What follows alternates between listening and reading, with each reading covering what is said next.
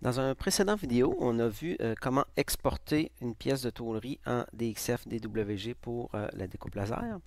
Maintenant, il y a plusieurs sous-traitants qui demandent... Ah, aussi, je voulais vous montrer que plusieurs sous-traitants ici demandent bien sûr un dessin en 2D à l'échelle 1:1 et sans spline et ellipse. C'est pour ça que dans les options, je vous disais de décocher dans le fond, de cocher, exporter les splines vers des polylines. Quand c'est des polylines, il n'y a aucun problème. Les extensions des XFWG fonctionnent et votre fichier ne sera pas refusé. Une autre chose, exemple que des sous-traitants demandent, exemple CBR Laser, ici dans la région du centre du Québec, ils demandent d'inscrire dans les dessins numériques le type de matériel, l'épaisseur, le fini, le sens du grain et ainsi de suite et aussi les numéros de révision si c'est le cas. OK? Fait que si vous envoyez votre dessin là, une façon extrêmement simple de modifier le tout, c'est d'ouvrir bien sûr le DXF. Ici au Cégep, vous savez que, comme je vous disais, on a cette marque-là, produit d'éducation SolidWorks. Ça fait que, tout simplement, double-cliquer dessus, au lieu de l'effacer. Certains sous-traitants ne le demandent pas, cette note-là, mais si dans ce cas-là, on l'efface.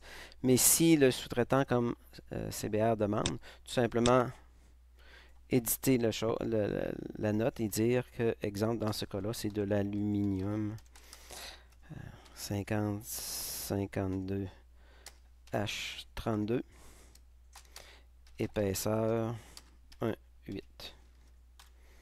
Dans ce cas-là, c'est cette note-là. Ou non, je pense que cette pièce-là, c'est du 12 gauge, tout simplement.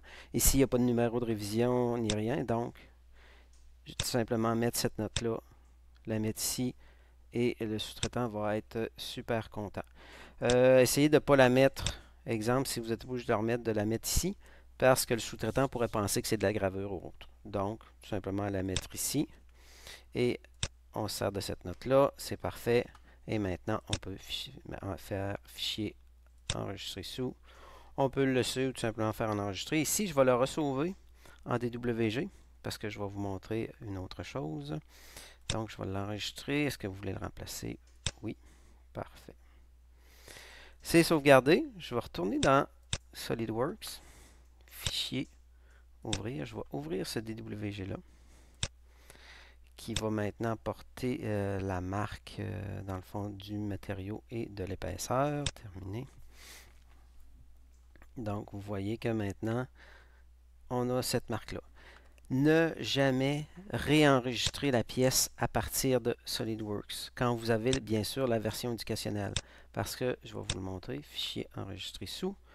Maintenant, je vais le laisser, je vais le sauver en DWG, peu importe. Ici, je vais le laisser mise en plan 4 tout simplement pour garder l'original. Je vais l'enregistrer. Recalculer, exporter, bien sûr. Et voilà, il nous refait le calcul. Maintenant, on a une mise en plan. Je vais le fermer. OK, je n'ai pas besoin d'enregistrer. Je n'enregistrerai pas le fichier SolidWorks. Fichier, ouvrir. Et maintenant, je vais ouvrir le fichier que je viens tout juste de sauvegarder.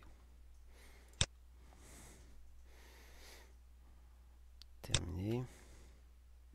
Et vous voyez que SolidWorks nous a rajouté encore ce fameux produit éducationnel. Donc, ne jamais sauvegarder de fichiers DWG ou DXF pour envoyer chez un sous-traitant par SolidWorks. Toujours passer par AutoCAD.